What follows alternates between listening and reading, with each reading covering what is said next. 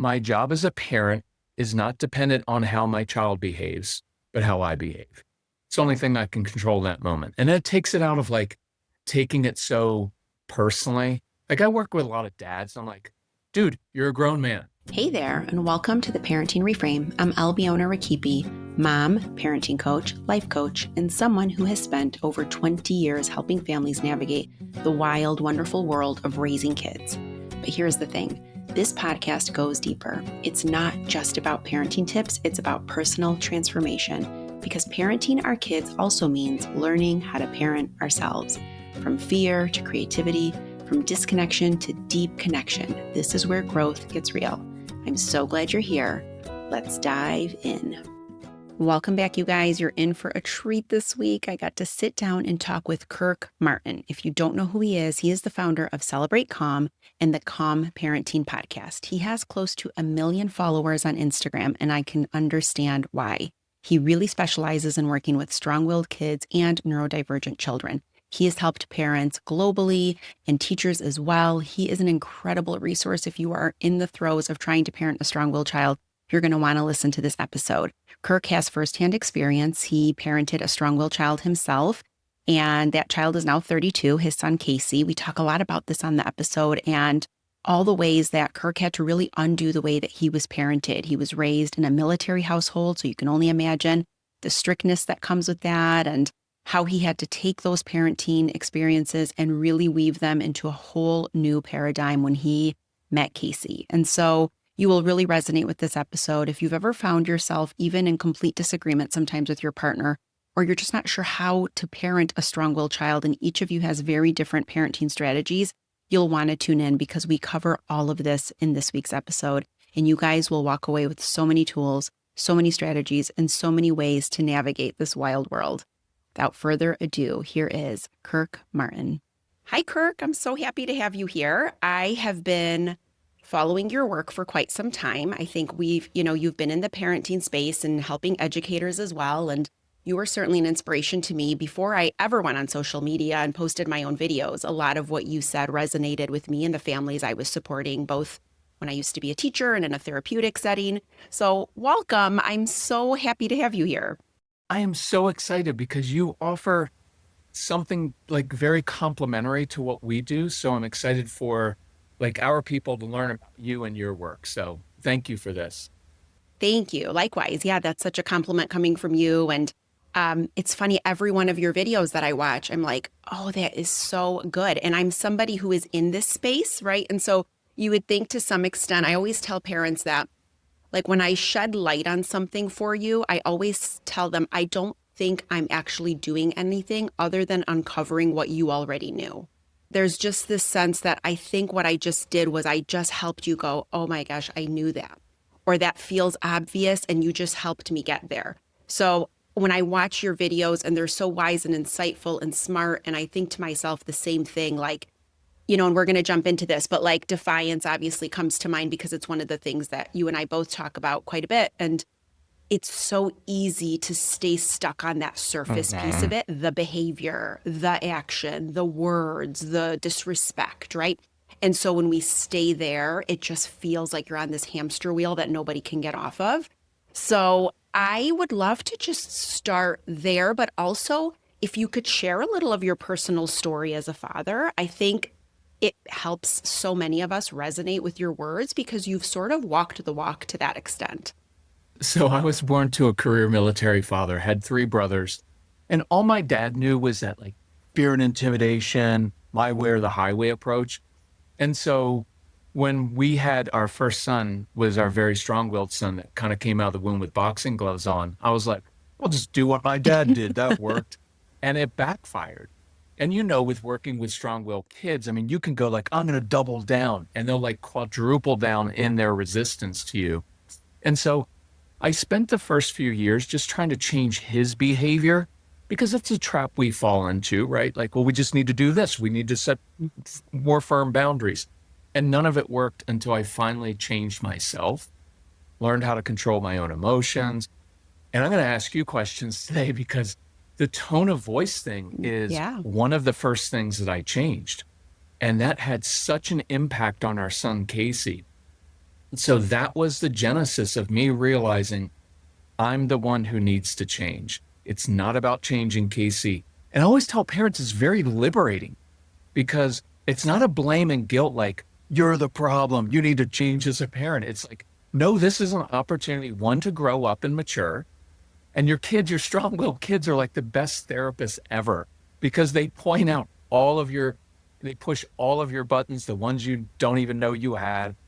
And they're like, my son is just a mirror for me, for my own immaturity. And so it's really liberating to know I don't have to control my wife's moods. I don't have to control my son's behavior. I really just need to control my own. And when I do that, it's like everything begins to fall in place. I love that so much. And I agree with everything you just said. And it's funny because so much of when I started to work one-on-one with parents and not the children, right? Because I had worked with kids for 23 years and then I shifted and I moved into a parenting model where I was there to really support them because I still have parents say to me, will you work with my child? And I am confident that I can work and connect with almost any child. It's that I want to teach you how to do it, right? I want to show you where you just might have blind spots because you're just so in it. And to your point, it always starts with us. And I realized that myself as a parent. My children are now older, but when they were younger, I started to see a lot of reactivity. And it was really rooted in this idea of like, as they got older, I had to sort of surrender to the fact that I can't control them. I can't control everything they do. And that's induced such fear in me that fear then caused me to become very reactive to any little thing. Like I became the no parent. And I remember my husband saying to me one time, because my son he was in middle school and he was like walking up the stairs and he kind of mumbled under his breath, like, why do you always say no, you know? And I was like ready to double down and be like, you don't ask me why I say, and my husband looked at me and he goes, why do we always say no? And, we were both raised very similarly, right? And we had immigrant parents and wonderful parents, but they came here very afraid of the unknown. And so the result of that, and I think a lot of children of immigrants can relate to this, is that you felt very sheltered and you felt very scared to sort of try anything or get in trouble, or you didn't really break rules. You were really just too scared to do so. And so we really did the same thing. And then my husband kind of said to me one day, like, why are we saying no all the time? He is right. Like we don't even have good reasons. And so I had to really look at myself, right? And I had to go like, oh my gosh, this is a me thing. This is, like you said, this is a mirror. This is the universe saying to me, or God, like, look at where you need to continue to grow. Look at what you have to continue to heal. And through that, I developed a 4-step process called PAR, which stands for pause, acknowledge, respond, reflect, because I wanted to sort of look at what these trigger points were within myself. And I wanted to sit with where they came from. I wanted to sort of excavate a little bit more instead of projecting and thinking, well, if you just listened, if you just, we're always looking at these external reasons as to why we react. But I wanted to get control of it. I wanted to understand myself better. And through doing those 4 steps repeatedly, really, it helped me manage my reactions and understand my reactions. And then the minute I started to feel escalated, let's say, or upset by something that happened, that self-awareness was so strong that I was like, oh, just pause. This is not about the talking back. This is not about the eye roll that you just saw. This isn't about the rude behavior, right? And so I started to do that. And then what happens naturally, and this is what I encourage so many parents to think about, is when you build some form of a pause in there and you can just stop and look at yourself, the rest unfolds pretty organically and naturally. I mean, we always want solutions and those are important and we want tools. But if we're not going to do the work first with ourselves, I can give you all the scripts in the world, which is a little bit of the post you were talking about earlier. We were talking about empathy. But if I can give you a lot of scripts, but they're not going to help if you're at a level 10 every time your child talks back.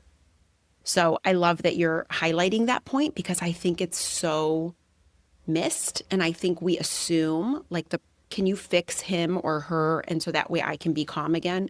Right? What I learned early on, I remember there's this one time where Casey had been talking back to my wife and I came in the room and was like, how many times have I told you, you can't talk to your mom like that? Go to your room. And I remember being on the steps of this house that we were living in and realizing I need my son to behave so that I can behave. And what I was essentially Mm, saying is, if you don't control your mouth right now, I'm not sure I can control mine. You don't want to see me angry. And so this is related to what you just said. I started doing I like simple things because I work with a lot of guys and we're pretty simple, right? We're not going to remember, like, here's the 10-step yeah. calming process. So I was like, I would sit down. And so I learned when I sit down, it's really hard to yell when you're sitting down. You automatically breathe in. So there's that pause you're talking about. And it's a physical action step I can take. So even quickly, like two siblings are fighting in the living room. Usually we come in, you know what? I buy you guys all these toys and video games. You can't even play well together. Excuse me for 20 minutes. Go to your rooms. Hmm. And I didn't teach them anything. I just sent them away from me. But if I walk in and sit down, or better yet, like lie down in the middle of the living room floor, it freaks kids out. And they're going to be like, what are you doing laying down? And it's really interesting because now I just took back control of that situation and I didn't control them. I just controlled my body posture and it changes something. So I always start there of like, all you want me to do is sit. And I was like, yes, I promise if you sit in the midst of your trigger, like a messy room, and then like you said, I just sit in it until it doesn't trigger me viscerally. It's still going to irritate me. Mm. But then you start to think all your things of like, oh, is it guilt? I must be such a bad mom or dad because when I grew up, the house was always clean and we didn't do that. My child's talking back to me. I would have never done that to mine. Am I being a bad parent? What would my parents say? And you know, that parental anxiety to me, that's what you talked about, that fear and anxiety. That's what drives the constant lectures, the constant focus on the negativity. Mm. So when I just sit for a second, it doesn't fix everything, but it's a really good starting point. Yeah, that's exactly right. And until we can get to that just sitting piece, right? If we're just at a level 10 and in this fight or flight sort of response pattern all the time, you're just going to see a lot of the same thing. So I appreciate so much even what you're saying, just that physical, concrete direction of just sit down. I've done the same thing, like go pace, but again, I like the idea of sitting because like you said, it's naturally rooting you. You're not going to start screaming. It's going to just disrupt whatever automatic pattern you've probably adopted at that point.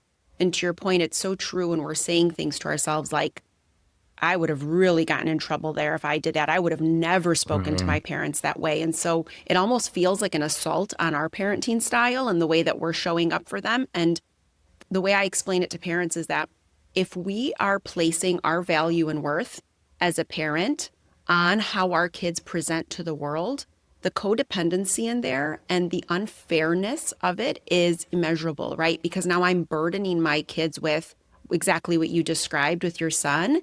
Like when you behave well, I can behave well.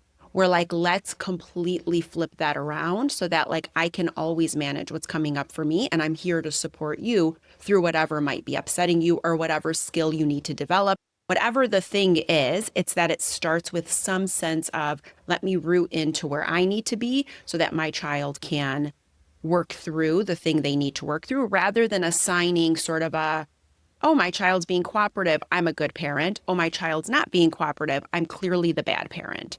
So I think when we start to assign these attributes of good and bad based on how our kids behave, I think you just miss the mark and you miss those moments where you are invited, like you said, to look in that mirror and look at yourself in these moments of struggle where it just feels so challenging. That's so good. I like to say, like, my job as a parent is not dependent on how my child behaves, but how I behave.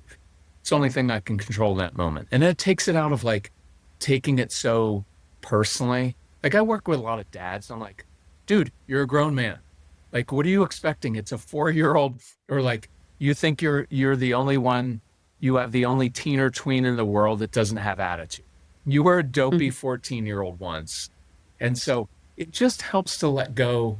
It helps kind of a little bit letting go of the ego part and letting go and saying, so one of my favorite things was when I would hear Casey talking with attitude, I'd say, okay, that's an alarm bell. something's going on with him.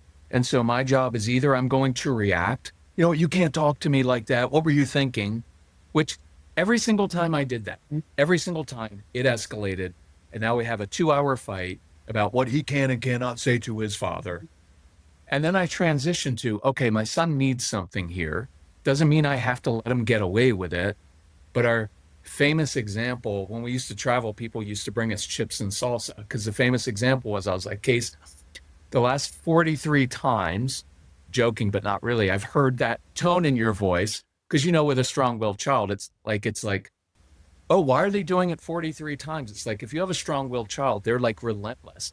So I was like, hey, the last how many ever times I heard you do that, what it's told me is you're anxious, you're frustrated, or you're hungry. And so what I was doing was identifying, hey, here are your triggers. And because of those triggers, now you're talking to me that way. So 2 options. You can talk to me like that if you want. It's just not going to end well. It's not going to work. And I like that tone of voice is very even, matter of fact. Hey, you can do that. It's not gonna work. But if you want to grab some chips, I'll grab some salsa, because he was always hungry. I'll meet you on the deck. I'll help you with whatever you're struggling with. So now there's an invitation. Hey, something's going on with you. I'm old enough and wise enough to know something else is happening at school with one of your friends, maybe your girlfriend. Hey, why don't we move? So we use that motion changes emotion. So instead of standing face to face with your child, like our son, like you said, you're going to see the eye rolls, the little smirk, and you're going to want to be like, why'd you do? So then it was like, hey, I'm going to go grab the chips. You grab the salsa. I'll meet you somewhere else. And it gave us a minute and a half, that space you talked about. We meet in a different place. And now my feet are up, having a snack. It's really hard to yell when you're eating chips and salsa, right? Like everybody's happy. Throwing a couple margaritas, everybody's happy. But you know what I mean? But that's a nice one. Coloring. Coloring's a fantastic tool. And parents always think it's for little kids. But if you're a mom with a teenage daughter, because that is so fraught with, like, your daughter's got eye roll going in the little snotty attitude. Yeah. And you want to go back with your snotty attitude. And instead you throw it off by, you just sit down and you just start coloring. There's no eye contact. And your teenage daughter looks at you like, what are you doing? I'll be like, well, I just thought I would color, because usually if I don't, I yell at you and then we fight for like 4.5 hours. So I just thought I colored. You want to color with me? Okay, this is stupid. Yeah. You don't react. 2 minutes later, you're both coloring, not even looking at each other. And then the conversation happens and she's like, Mom, I'm just so frustrated. And now you just became the parent your child can trust, right? And now it's chips and salsa, it's coloring, it's crayons, and it's kind of cool that way. Amazing. Yeah, I love that. It's almost par in motion, right? You're pausing through moving. You're acknowledging that if I don't do this pause, I'm going to probably yell, and this is going to result in a screaming match that won't really make you or I feel any better. And there's really we're not solving anything. And then you move into your response, which is, once everybody's settled and calm, I don't know, let's talk about what's happening, what's going on there, but in such an informal way. I just actually recorded a video. I haven't posted it yet, but I'm talking about, a lot of times parents, they love lecturing, and we can unpack this a little bit of, like, it's just so ineffective with strong-willed kids. And we love teaching. And I've had Joe Newman on the podcast as well. He wrote a book called Raising Lions. He's just phenomenal and really gifted in terms of, like, understanding how to connect with kids who really, like you and I are talking about, who are just relentless. They will just stick to it. And I actually find their defiance quite like a breath of fresh air. I think it's healthy, right? We want people to express this in a way that feels fair and productive, just not harmful. And I think it's our job to help our kids find this balance. But anyways, we were talking about this idea that you don't have to teach your kids everything, and that kids are inherently always learning, and kids are experiential learners. They learn through experiences. So it's on us to let them have certain experiences. Like you're saying, we're not letting them get away with things. The consequence is the consequence. The boundary is the boundary. Them being upset about it, they can be upset about it, right? Like, we can't, if I came and said to you, hey, I'm going to take away your favorite thing, you just can't do it for the next few days, you would have your feelings about it, even if you could make sense of it, right? So I think that what you're describing is so important because we're not approaching it through the lens of a lecture or a teaching moment. And so that's what my video is about too, of like when we go to our kids afterwards and we say something like, let's talk, and I'd love your opinion on this. But most of the kids that I've worked with or the families that I've worked with, that child, it starts all over. And the reason being is I tell parents a lot of times, if someone says to you, let's say your coworker emails you the night before and says, hey, tomorrow morning when you come in, come by my office, we need to talk. Oh, I won't sleep. Or if your partner if your partner shoots you a text and says, hey, later on today after dinner, let's set some time aside, we got to talk. You're naturally in such a state of panic if you're like me and you're reflecting on everything you did in the last 48 hours. What did I do? Why is she mad? Yep. What are they going to talk to me about? What did I say? So for a child, through the lens of a child, all that's happening is they already have some vulnerability and shame around what that event just was and how that unfolded. And we are just putting that spotlight right back on there. So I'm not saying not to talk, but let's be strategic about how we do it. So instead of going in with a, hey, stop what you're doing, let's look at each other and let's talk, which is just going to induce that same defensive energy, let's instead say to them, hey, you want to know what? Let's go for a bike ride. Let's go color. Let's go do this craft together. Let's go build that Lego tower that you were talking about. And while working, and I've done this with several kids in a therapeutic setting, let's start to seed some solutions. Let's start to connect. Let's say, you know what, buddy, one time I got in so much trouble with grandpa because I talked back when I was about your age and I just couldn't help it. He said something and I got super upset and then I said something and then I don't even know. But man, I know that feeling. I know what it feels like when somebody makes you feel like you're in a corner and you have to yell back. See, I love that. Yeah, so I do same thing, no eye contact. That's why I like building with Legos on the floor, walking. When Casey, our son, was older, we go for drives because you're next to each other in the dark. As teenagers, really after dark, they're not being watched. Nobody wants to be watched while they're in a state of shame, while they feel bad about things. And then, like you said, I plant little seeds. And now I was going to ask you about this, but let me do this first and then I'll ask you. I tend to do more matter-of-fact talk because once I dip into this talk, it sounds to the strong-willed child a little condescending, right? Of like, well, let me teach this to you. Even your 3-year-old's like, no, just give it to me straight, Dad. Right? Like, Mom, stop talking to me like I'm a baby. Mm-hmm. And then I would plant a seed. Like when Casey was a teenager, I'd say, hey, next time that happens, let me give you a couple options. And then you think about what you want to do.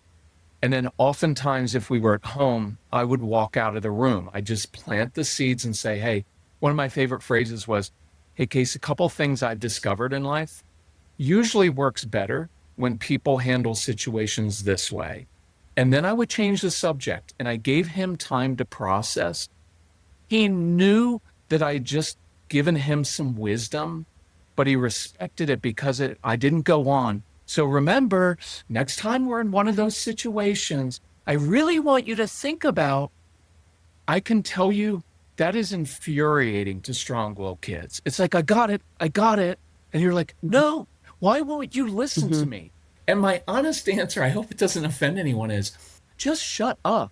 Our most popular podcast ever, I did 2. Albiona, this was funny. It's called Back Off and Shut Up. And I thought it was going to offend people. We've had more listens. It's a 2-parter because it's so hard because you love your kids so much. And it's like, please, I just want you to understand that it would, and that actually makes it worse. Can I give you one more for older kids? So Casey would come and share something, and instead of responding with, oh, now I get to give lecture 42B on how to make good friendship choices, because we have all this we want to share. I'd say, you know what? I appreciate you sharing that with me. I've got to go do something in a garage, get started on dinner. If you want to come grab me later, I'd love to share my thoughts with you. And then I'd walk away.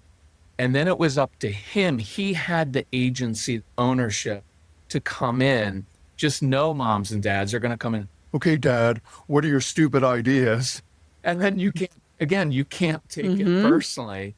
And it's like my child just came in and opened up to me. But yeah, I love that we're aligned on that approach of like no eye contact, short and sweet, plant the seeds, do it while you're doing something else. So it's not like we need to have a family meeting.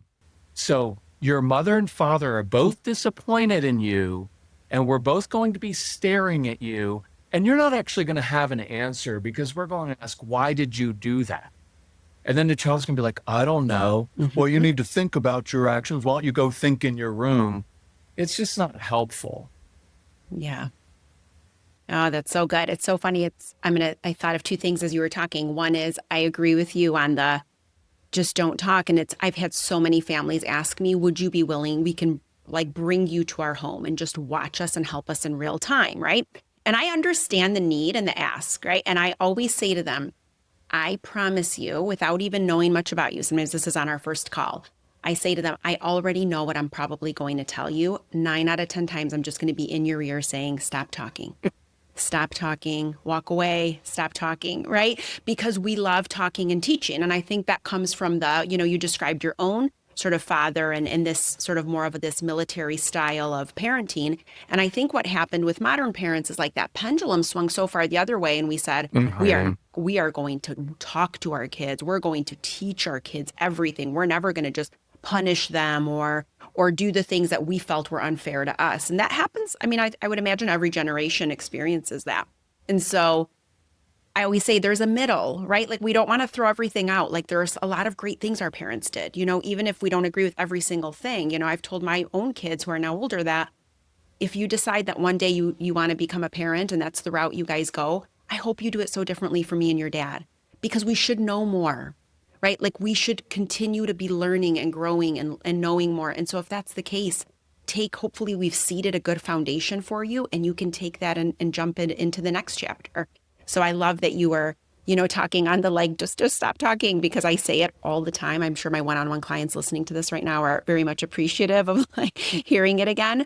But the other thing is, I always say too, don't ask why when you know the answer. It's a question with very little gain for anybody. Like if a child, let's look at a younger child. Let's say they go over, their brother has the toy that they want. They don't want to wait. You've told them to wait. They push their brother down and grab the toy. And their brother's crying. And now we say over and over, why did you do that? Why did you do that? Look, your brother's crying. He's hurt. You hurt him. Why did you do that? You knew you were supposed to wait. You're not really asking why, right? Because you know why. We can all tell you why. They're simple. Because he had his toy. It's just that, and that's not the challenge. It's not the lack of information that caused him to hit his brother. So I think when you look at teens and we go, ask why over and over, I've even told some parents, I bet you they don't even know why. You're asking an impossible question, And so we could spend a lot of time on the why, or we could just connect. And for me, I would much rather figure out how do we connect so we can strengthen that bond and we can start to build more trust and really in them more self-trust for themselves and start to put plans together from there. Can I share something related to that? Sure. So I love that. And what I like to do is almost normalize it. So for the little kids, like, well, of course you stole your brother's toy because you had something really cool and you wanted it. Yeah. So I'm taking all the drama and the heaviness of like, I can't believe that you would do that. I was like, of course you would do that. But now you see the outcome's not good. So why don't we play rewind and replay? I'll show you a different way to get the toy that doesn't involve you hitting your brother, right? And a teenager who's starting to get into things, I can't believe that you would do that. It's like, why couldn't you believe that? Like, of course, you're a teenage boy with hormones raging. You don't have a prefrontal cortex that's developed. You're going to do idiotic things, right? And then that's not like an excuse, right? Like the kid's not going to be like, oh, so it's okay to keep doing that. No, I'm just saying it's normal. So let me show you next time, Casey, you're in that situation. Here's probably what's going on inside. So here's a different way you could handle it. And what I'm really curious to ask you is this because you're a speech pathologist and therapist and you know these things. You mentioned that swing from like our parents who are more authoritarian, kind of like, you better stop that. My dad was like, shut you down. Mm-hmm. And I hope no one's offended and I hope you're not offended. Mm-hmm. Where I think we've swung too far is that really, really sweet tone that we use sometimes. Mm-hmm. And I think with strong-willed kids, it makes them feel, it sounds condescending to them. And so I was going to ask you your opinion on this. So let me give you a quick scenario. So a kid comes home from school, wants to build a paper airplane. Little boy makes his paper airplane, flies it. It doesn't fly well. Your kind of neurotypical whatever kids, they'll just get up and make a different one. Your strong-willed kids are going to be like, stupid airplane, I hate it, right? And they start crumpling it up. And most parents come in and say, oh, honey, that was a really good airplane. And then the child's like, duh, if it were a good airplane, it would have flown the right way. You're stupid, right? Now the parent gets offended. I like sometimes in those situations using some intensity, saying, of course you're frustrated. You were picturing that airplane all day long at school. You come home, you fly, it doesn't fly well. That's frustrating. I think with intense kids, the intense validation makes it, oh, so you get it? Yeah, I get it. You got a picture in your brain of how you're doing something? Yeah, that's frustrating.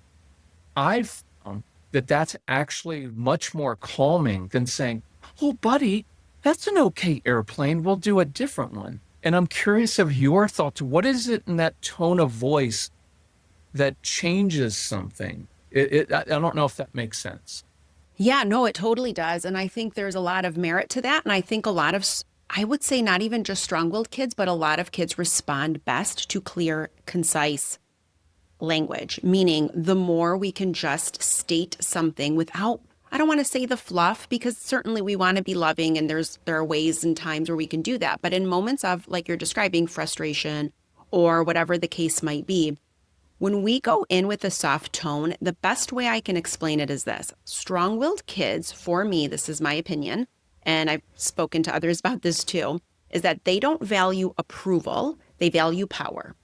And there is nothing wrong with that. I think we hear that sometimes and we think, great, I have some power hungry kid, because we look at people in power and maybe we assume they misuse it, right? Like there is a lot connected to that word for people for different reasons. So when we see that, we think, like you described, I'm going to double down. You're not going to have more power than me. Like that triggers something in us. But instead, when you know that, like what Joe Newman has even mentioned before, is like hand-to-hand parenting, where it's like when they're pushing with all their power, you better have your hand right up there pushing right back, because they want to see how much power do you have relative to me. So now if we take that idea of what you're describing, the tone, and now they're in this complete kind of chaotic moment and they're frustrated and they can't get out of that loop that they're in. And we go in and we're really soft and we're just, oh, honey. And we kind of use this different tone where we're almost, like you said, can almost feel patronizing, because to the child in that moment, it's like, do you not see this level 10 problem that I'm in? Right. It's not really a level 10 problem, but for them, it is a level 10 problem. And now you're coming at me with this like almost soft, cutesy tootsy voice of like, oh, it's okay. And, you know, where I don't feel anything that you're saying right now. So what happens when we say, wow, how annoying. That is so frustrating. You want that plane to fly and it didn't. What we're starting to do is we give voice, reason, and words to that emotion that they're experiencing, but we're doing it in a way that's reasonable, that's fair. We're not flying off the handle, right? Because those are what parents, I think, see as their only two options. I'm going to be really gentle, calm, and nice, or I'm going to complete other side and I'm going to go in there and say, cut it out. It's just an airplane. Go pick it up and stop acting like a baby. You can try it, right? Like we have like one or the other. And I always say like, there's a middle in between both of those spaces where it's just clear. We can narrate for them like, oof, that did not go right. All right. I wonder how we could fix it. I don't know. I always say strong-willed kids, when given the opportunity to teach or lead, give it to them. They love their autonomy. I would say even more, maybe I'll have to think about that afterwards, and I'll email that power word, because I think it might be an autonomy thing, right? And that's kind of why consequences, they don't care about losing stuff. They don't want to lose their autonomy. And so I want to build this airplane. It didn't fly right. I'm like, oh, dude, totally get why you'd be frustrated. And then I give space. And then I say like, I'm going to go get a drink. When I get back, hey, why don't we problem solve? And that space gives them time to cycle through their emotions without us standing over them. Because I always like to say, nobody likes to be watched while they're struggling. you know what, I'm just going to stand here until you figure this out. Hmm. It's like, oh, you're going to watch me cycle through my disappointment. And so I give them a little space. And when I get back, I do this in case dad's watching, like it's problem solving mode. It really helps sometimes. It sounds funny to not think of yourself as a parent. And it's like, okay, if I'm an ER doctor and they bring in a patient at midnight, I'm not like, what were you doing out that late? Now you're bleeding all over my emergency room, right? That's what a parent does. The ER doctor says, okay, let's take the vitals, see what we've got here. We're going to stabilize the patient. Now we problem solve and I lead my team. So for guys, a lot of times, it's like in the business world, we can handle anything. But then we come home and they're like Legos on the floor. And we're like, there's stuff everywhere. I can't handle the disorder. And it's like 10 minutes ago, you were solving this big problem at work. So I'm like, just be the problem solver at home. And so your job isn't to like discipline your kids. It's like, why don't you help them? They're figuring out their way through life. I guess you and I, you look so young. I'm way older, but we have older kids. But the older I get, it's like, they're just figuring out how to do this, right? Like your teenager, it's the first time they've ever been 13, right? They're going to do stupid stuff. Yeah. Your toddler, every day when they wake up, everything's new. Their job is to make messes and ruin your parental agenda. Then if you can reframe it of like, okay, I wake up in the morning and instead of, hey, I really want my kids to behave this morning because I've got this busy agenda. It's like, hey, my kids are probably going to struggle with something today. I wonder how I can come alongside and help them navigate this. Then this sounds a little smarmy, but then the problems aren't so much like, oh my gosh, we're in crisis. It's like, no, I've got another opportunity to share my wisdom and to show them how to navigate this and to grow up myself, which is to me the bigger part. Yeah. Oh my gosh, so many good things to, unpack in there, but I agree with all of that. And it's funny, I was talking to a family I was working with, and I was explaining the importance of being what I call an energy shifter as a parent. I think it's really important that we see ourselves in that role because we have that ability to do that. And so I described myself, my kids were they were school aged, and at that time, our schedules were so hectic. I was coming home from I was in a new job and things were stressful, and I was having to pick them up and get them to soccer practice, which was like on the other side of town. And my thing was always like, let's just get our things in order before we have to leave. And of course, I would come home and the house was chaotic and there was like backpacks in the way. And it's like everything I said to do, they were like, we're not going to do any of it. So I remember we would have this same kind of episode every day. I would come home, I would raise my voice. They would listen because they were scared, right? Because now I turned mean. And then all of a sudden they would be doing the things I wanted them to do. I would be annoyed, right? I would be resentful. Why do I have to yell? You guys should have just done it. I always tell this every single day we go through this. Now we're driving to practice. Everybody's in a little bit of a bummed mood. And I didn't like it. Like it wasn't like my essence. It wasn't like I love kids. I've always worked with kids. I didn't want to show up for my own kids in this way. And so the following day I come home, same thing, right? And I just paused in that moment, and it was such a important shift. And I said to myself, you know what? I'm not going to say a word, and I'm just going to clean up. I'm going to put the dishes in the dishwasher. I'm going to get their backpacks. I'm going to get their soccer thing. I'm just going to do it. And I'm not going to say anything. And I'm not saying this is right, but it just in that moment, I was like, I'm just going to choose different today. I'm just going to do it. And I'm going to promise myself that we're going to have a really great time driving to practice. I'm not going to mention this. I'm just going to enjoy the evening with my kids. And we laughed and we told stories and we told jokes in the car, and everyone was great. And then later on that evening, we're all regulated at this point. I said, hey, you know what, you guys, today when I came home, I noticed like dishes weren't put away, whatever. I don't even want to spend time talking about that. Here's the thing though. It took me about 15 minutes to clean up after you guys. No biggie.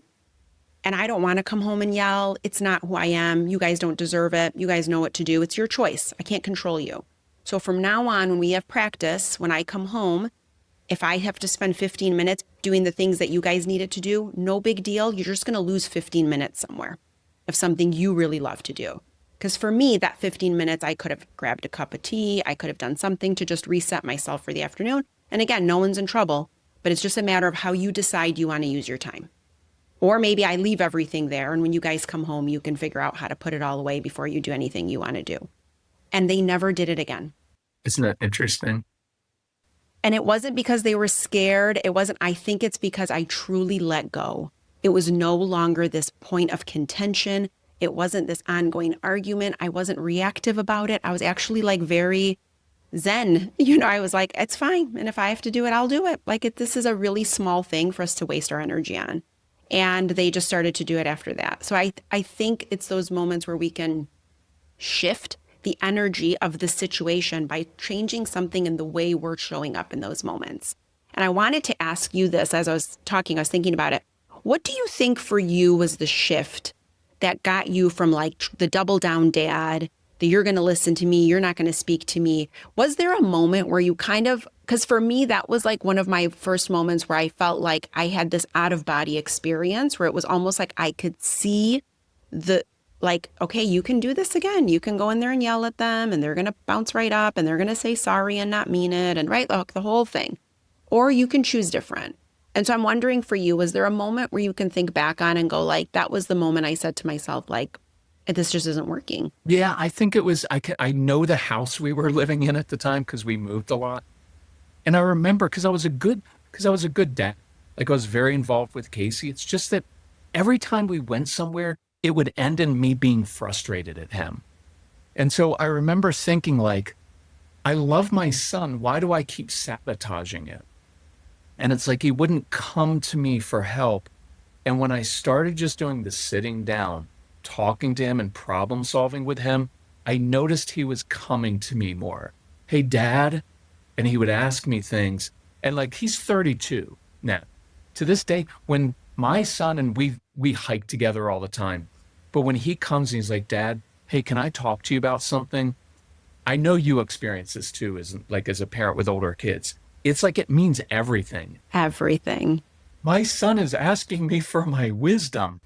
And so when he was a little boy and he came to do that, because I would look at him and with the strong-willed kids, it's like there's this sweetness underneath because they've got really big hearts. But man, there's an intensity to him. Like he's still like a really intense kid.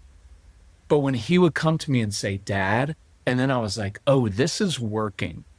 And it had nothing to do with him changing at all. Like it was very clear that the only thing that had changed was that I had changed. And then I can tell you as a guy, I don't have an addictive personality, but I do have the, hey, if something's working, I'm going to keep doing that. And I was like, so if I keep changing myself, I can create an even closer relationship with my son. And that became addictive to me. And then it was like, okay, what's the next area of my immaturity that I need to work on? And so, yeah, that was it of like that. I think you talk about it's the connection part. When you get the connection, you don't even have to talk. And if you do talk, you can mention like our son and I, like we hike a lot. And last week we did this really hard hike. He spent an hour asking me about my childhood and such insightful questions of like, so Dad, do you still have resentment towards your dad? What about your brothers? And I was like, it's so interesting. Anyway, moms and dads, it is so worth it. I will guarantee you almost everything you're worried about right now, it doesn't matter. It doesn't, like, my toddler's not picking up their toys. They're going to grow up and be irresponsible. No, they're not. Some days you're just going to have to get down on your hands and knees and clean up the toys and sing and put a smile on your face and connect with them.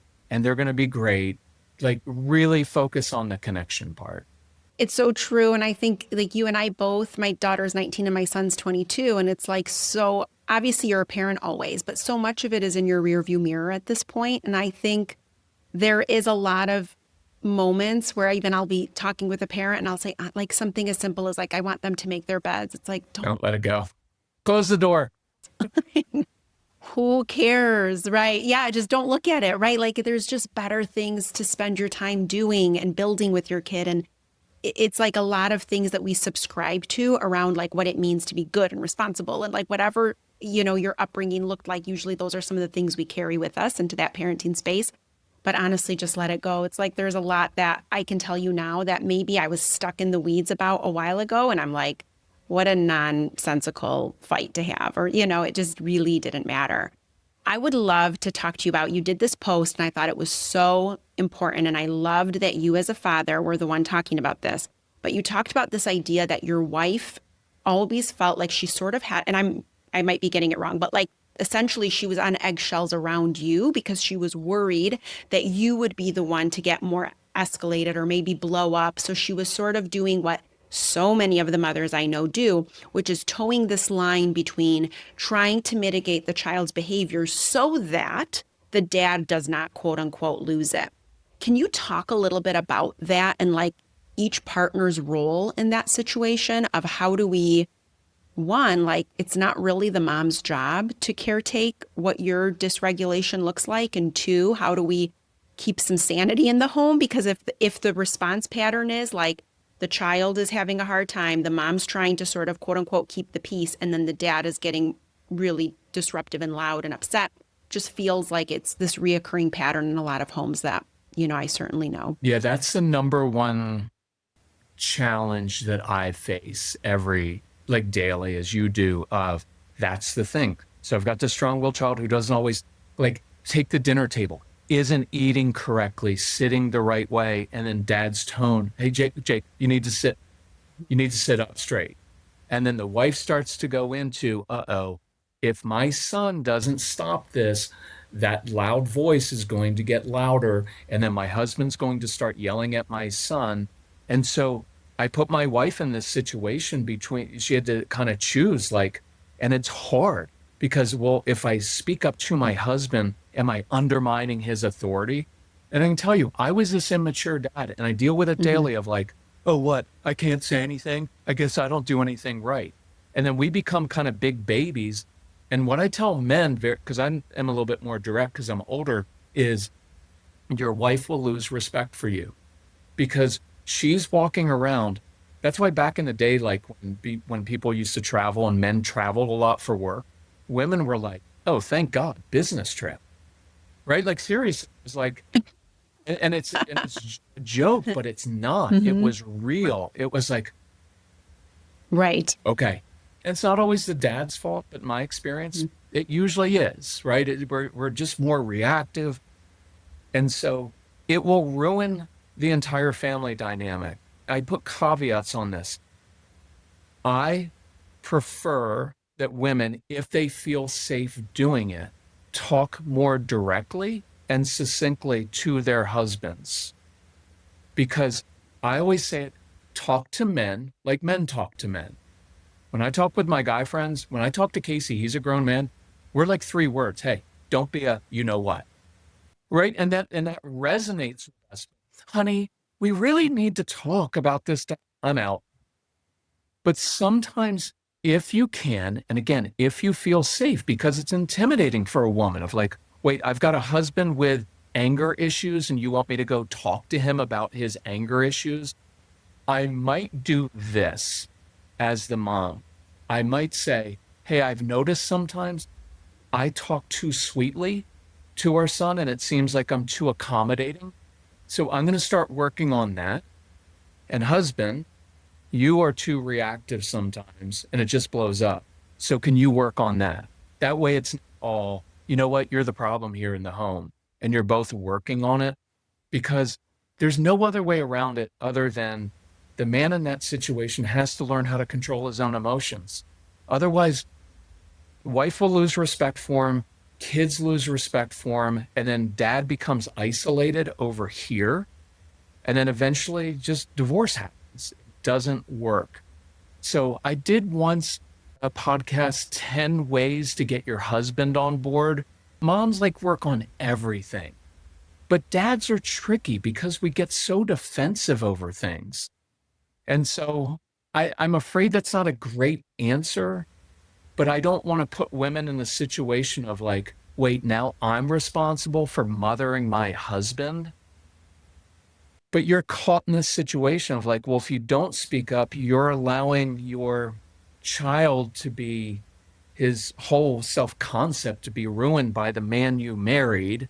but he's got anger issues. So it's tricky, right? So Yeah, no, but I love that advice. And I love the idea that, we fall into these roles very easily, right? So it's like you said, like the mother maybe is so sort of committed to wanting to improve and help the child that we are maybe more available when advice comes in of like, hey, maybe do this or try this. And we're like, okay. And we don't see it as a correction or an undermining. But a lot of times men, like you said, can get very defensive. And I'm very fortunate, a lot of the couples I work with, and I think in part it's because they're coming to me for help. So there's already an openness, right? They're already saying like, I yell too much or I do this too much. And so there is sort of the reaching the hand out saying, help me. But in situations where maybe that person's not there, I always say first, like to your point, like work on connecting, not correcting, right? So the minute we feel like we're being corrected, there's just a natural defensiveness that comes up. But to your point, when you were saying, I'll work on adjusting the soft tone all the time and wanting to always accommodate. can I throw something in? Because I just remembered and I felt bad because I wasn't super clear on that. I like this one for men. Hey, hubby, for the next 3 days, could we just try this? Because now it's a defined period of time. It's not like you need to change your entire parenting style. When you come home and come into the house, and I would even sometimes you can break it down like an engineer.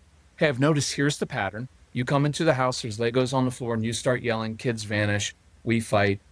So for the next 3 days, when you come in, could you just sit on the floor and connect with Johnny and just see what happens when you do? Because you know what I know about your son? He really wants to connect with you. You're his hero. And so sometimes that appeals to us as men. I used to do kind of a joke at live events of like, what moms who would stay home would be like texting, like, you need to get home, kids are out of control. And all the man hears is, oh, you want me to come home and yell at the kids? And so then it was like, hey, when you get home, can you get the kids outside for 7 minutes? And then dad's like, okay, I'll come home, grab some change out of my car, open the front door and say treasure hunt and throw some coins. I will say this, a lot of us as men, we don't have the dad gene. We don't naturally, most moms just kind of naturally do this and they read the parenting books. Men sometimes, we're really good at competing, but that's not good for relationships. And we're really good in the work world. So to give a suggestion of like, hey, I've got an idea, maybe for the moms listening, set your husband up for success. Hey, hubby, when you come home today, grab some loose change or some snacks, throw them in the backyard, do a treasure hunt, get the kids outside, and then go connect with them. Now it's like, as a guy, it's like, if you were to tell me, well, honey, when you come home, you need to connect emotionally with the children. And guys are like, I have no idea what you're talking about. Oh, but you want me to do a treasure hunt in the backyard? Oh, yeah, I can do that. Like, play to guys' strengths. A lot of times we're good at doing and playing. And I'll add this one. Just don't always correct us if we don't do it exactly the right way. Because when I take the kids outside, I'm probably going to roughhouse with them because that's how men connect with kids a lot of times. And then we're almost like puppy dogs, right? Like, hubby, hey, you know it was really cool? When you came home and you sat on the floor and told our son that his Lego project was really cool. Oh man, I saw his eyes light up because he craves your affirmation. And then the dad starts to learn, I sit on the floor, I do treasure hunts. I can do that. Just don't ask me to read a parenting book and do your 10 step. I'm not right, and I'm not being funny. That's how we think. No, it's true though. I think a lot of parents are like, I don't even want a book, just tell me what to do. Like there is a lot of that sort of, I think it's a stressed time to be a parent, right? You have a lot of two working parents and there's a lot happening in people's homes, but I can appreciate exactly what you're saying because I think sometimes we can stay so stuck in our resentment of like, you need to be like this and the other person thinks they need to be like that. And I've done a video on this before, or maybe it was even a podcast where I said, what tends to happen in relationships is that parent A might believe about parent B that they're too cold, too strict, too unavailable for the child. So to balance things out, parent A is going to compensate for those deficiencies and they're going to overgive. They're going to overly accommodate. They're going to be overly soft because someone has to, because the other one's not doing it.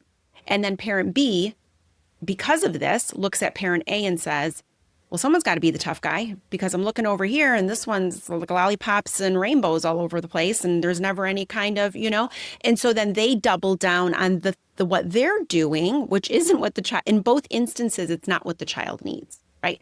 But all we're doing is we're giving a lot of real estate to what we believe our partner is deficient in, and we're compensating for those things rather than just, I always say, like, when parents come to me, I'll say, I'm not a marriage counselor at all, and I'm sure there are fantastic ones out there. But if you need help, an objective source to tell you what is in the best interest of your child in that moment, that I can help you with. So I think when we can just remind ourselves that, like, maybe it's not even about me and maybe it's not about you. Here's what our kid's doing and here's how they're presenting. So let's come up with some solutions that just feel like they hit that nail on the head rather than you and I trying to fix each other.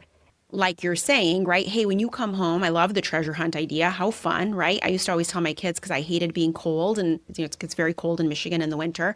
And they would never, kids don't feel cold somehow. And so they would want to play outside. And I'd be like, your dad's going to be here soon, guys.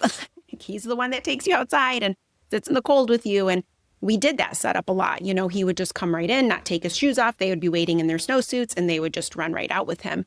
And so, right, you would just have this like good 20 minutes of like exerting all this energy, playing, running, like you said, roughhousing. There is a lot of research that supports wrestling and roughhousing with kids. I know it feels like some parents might not feel comfortable with that, but I remember when I was a teacher, I attended the seminar with Bev Bose, she's now passed away, but she was really, really good at like helping people understand a play-based environment and the importance of play for kids and open-ended learning and just not really giving problems, but letting them become problem solvers. I'm sorry, giving solutions instead of like letting them just solve it on their own. And she shared a lot of research one time in a seminar about how good it is for the brain when we let kids wrestle. Like it feels funny to be like, all right, kids, start to wrestle. But like if they're engaging in a little bit of that physical play, just recognize there is a need there. I mean, even from a physiological standpoint. Can I share something as a dad? So dads feel shut out of parenting in two ways. One is really sweet tone, because we're not going to do it. And so we're like, well, I can't do the authoritarian and I can't do this really sweet. And so that's where you and I have it. No, there's a middle ground. You do this even matter of fact. And then that roughhousing part. Yeah. Men, that's how I connected with Casey when he was little. We played games on our hands and knees. Well, he was standing, but he was little. And I would tackle him over and over. And he would he's like, Daddy, tackle me. Like, here's an analogy. If you see a parent throwing a baby up in the air, it's never a mother, right? It's always going to be a dad. And so sometimes men will be, and I'm not talking about being abusive or you need to learn how to be tough. I'm talking about good roughhousing. Sometimes moms will come, oh, honey, don't play so rough with him. And the child's giggling. And so that's where sometimes men are like, you know what? I can't do anything right. So I'm out. And so that whole idea of giving a man like your husband taking the kids out in the snowsuits was real. I remember being a young dad. You know, when your kids just do those monotonous things like, Daddy, watch me move this car across the living room 84 times in a row and sing the same stupid freaking song. Like that was hard for me. But what I was good at was doing physical stuff with my son. And so if you are a mom out there and your husband has trouble connecting, realize we often connect by doing things with our kids, riding bikes. Give him permission to go out in the woods and get dirty and build things. Like Casey and I, we're older. We hike a lot. We like being dirty. We like doing slightly risky things. That's what we do. And that's our connection. It's stuff that my wife and his mom, she would never do. And so I'm hoping there's something in there that you can use with your husband, because just having a long talk probably won't work. But it's like, hey, honey, you know what I noticed? When you took Sarah out and you did X in the backyard with her, man, I could just see her. You know, a good one to say is, hey, when I put Sarah to bed tonight, all she kept talking about was how much fun she had with Daddy. Because as a dad, I'm like, okay, I can do that. And now you're creating successes for your husband. Yeah. And he's like, now I'm getting some confidence here. and how to connect, it's a really big deal because we often feel kind of helpless as dads, like we don't know how to navigate this. Because a lot of us had dads who just hit us. Oh, can I add one more? Sure. Because I'm kind of thinking as we're talking, I think I might do that with a husband who struggles, who's not an abusive dad, but he just can't control himself. It might be, you know what? I know your dad. You've come a long way. You're not your dad.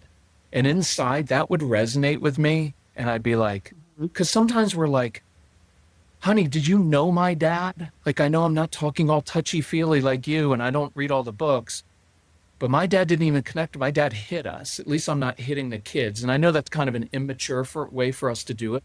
But sometimes acknowledging for your husband, you know what? I see where you've come from. You're doing a really good job. See, now I want to work harder as a dad because instead of it being like this unrealistic standard of being like perfect dad, Ward Cleaver, who walks in the room, it's like, no, you're actually doing a really good job with the kids. I always ask couples, I'm like, ask your spouse, what is one thing I could begin doing differently? And then you both do that. So for one of you, it's going to be stop talking so sweetly all the time. And the other one is stop being too reactive. And then you don't have to parent exactly the same way. I was always tougher. I was like, hey, Case, I know you're not feeling well. Yeah, we're going to work anyway. Too bad. And my wife is like, but I think he really needs some rest. And I was like, I know some days he does, but today I've got a busy day. I need his help. And you need that balance together. Yeah. So sorry for rambling on about that, but I really want dads to be engaged. Yeah, it's an important point. And I think, there's two things that you said there that I was thinking about as you were describing those situations. One is the value and the importance of noticing. And noticing is just a great skill for us to do, not just with our partners and our kids, but just with ourselves. Like, notice the things that work, notice the things that feel good.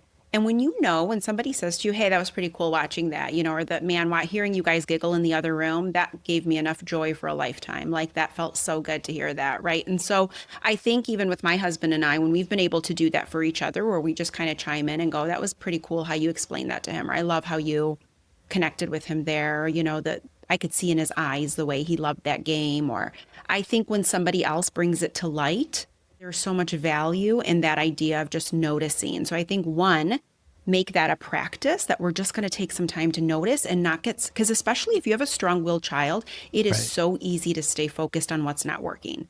So focused on like the things that feel problematic every day. But when you can just pull that camera lens out a little bit and zoom that out and go like, but look at that awesome moment. And wasn't that cool when this happened? And so I think that's one for sure that I thought of. And then the other one too is just meeting people where they're at. So whether that's your partner, and again, we're obviously not talking about situations where there is abuse or anything like that, but just in terms of like partnership and with your kids, meeting our kids where they're at is really important. One of the biggest questions I always get is like, but shouldn't they should know better, right? Like they should have learned this by now.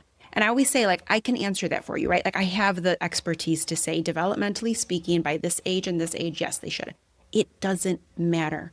When you subscribe to that thinking, you're going to always assume their behavior feels deliberate, purposeful, intentional, and you're going to take it personally. Where instead, whether they should have learned it or not doesn't matter. They're doing it.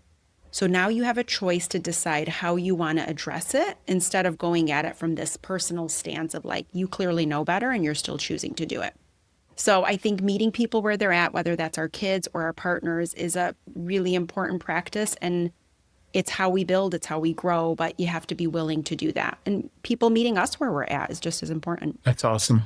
Yeah. Well, I could keep you on for another 5 hours.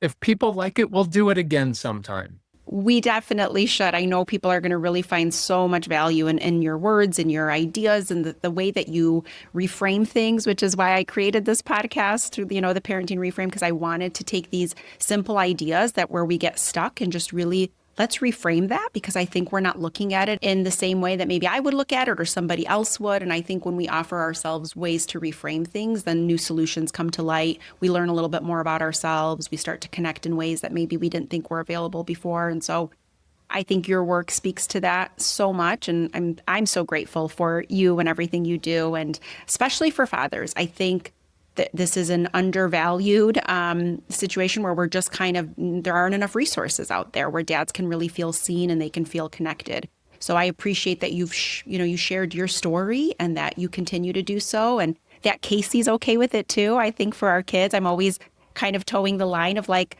do you guys care if I share this one, or do you guys and they're their own adults.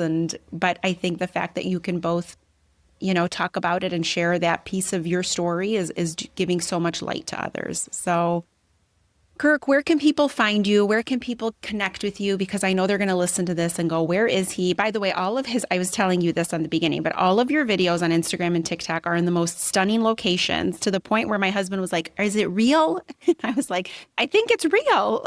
I think it's a real background. So where can people connect with you and get to know more about your incredible work? So just look up the Calm Parenting Podcast. We're kind of everywhere. The website is celebratecalm.com. And then Instagram and TikTok are Calm Parenting Podcast. I'm more active on Instagram, so I'm there a lot. I interact with parents. I like it because you get that immediate feedback. And then the stunning, lucky we live out in the Tetons. We just got a big snow last night. So I get to do these, I get to combine, I get to do some teaching and education while I'm staying in shape hiking. So it works out. I'm super lucky to do that. But thank you. This is awesome. I want to talk to you again because I probably have more questions for you. Oh my goodness. Yes. I want you to come back on. I've had so many people who have just been repeat guests because I think so much of the work that you do and others that I've had on the podcast, it speaks to this, subset of kids and families that are struggling. And I think we have to bring some light to it and say, one, you're not alone. Two, you're going to be okay. I always tell my parents, I promise this will be in your rearview mirror one day and you're going to go, oh my gosh, like we made it. We did it. We got through it. And you're going to learn a lot about yourself. I've said this and I stand by it till the day I die, but I have learned the most about myself from not just my own kids, but the thousands of kids that I've worked with. And that really is also speaking to the kids who are strong-willed. Everything I learned in graduate school, I think just got thrown out the window because it didn't matter. They played by a whole other playbook and they were like, oh, we don't care about that. And so I had two choices at that point. I could stick to my guns and say, nope, this is the way I'm supposed to do it, and da-da-da-da-da, and I'm going to be this, and I'm going to do that. And if they can't, then I'm going to blame the parents, and I'm going to tell the parents I can't. I could have gone that route, but instead I said, I'm going to figure out how to connect with these kids. I'm going to surrender to this entire process, and I'm going to learn everything I need to learn because it is on me to help them get better, to thrive, to learn, to create environments for them so they can be successful in other places in their lives. And so it taught me so much about the idea of just letting go of what you think you're supposed to do and really attune to what needs to happen. And that's a really beautiful life lesson too, really. I can tell you, as like a dad of like a grown, strong-willed child, you can connect so well with these kids. That intensity, they bring the intensity to the connection. Yes. And looking back, I hope our son has like strong-willed kids and that's it. Partially to get back at him. But no, I hope, no, but it's so cool. So one thing I notice is if you're a mom listening, so twice a month on our podcast, I do this quick tips for dads. It's like a 7-minute podcast because men are like, well, I'm busy. I'm like, you can listen for 7 minutes, dude. And I give them one thing to stop doing, one thing to start doing. And that's really resonating a lot because men are kind of like, hey, tell me what to do. Tell me what to stop doing. I'll work on that. And we're seeing a lot of good progress with men that way. So amazing. Well, we're going to link all of this in the show notes. I know they'll come over and find their way to your work because it really resonates. And I know it speaks to so many of the concerns that families I work with have. So thank you. Thank you again, Kirk. Well, this isn't goodbye. It's just like we'll do a part 2 and you'll get to come back. Yes, I can't wait. Okay. Thank you. Thank you so much for joining me today. If you liked what you heard, don't forget to subscribe, rate, and review this podcast wherever it is that you're listening right now. And what really makes my day is if you share or recommend the podcast to a friend. It is the greatest compliment. If you have not already, head on over to theparentingreframe.com where you can subscribe to get my weekly newsletter, Parenting Skimmed. 10 sentences delivered to your inbox every Thursday to help you parent and live a better life. It's for the parent who constantly told me, I just don't have time to read. Make sure to come and say hi to me on Instagram at theparentingreframe. My DMs are always open and I love hearing from you. Until next time, this is Albiona.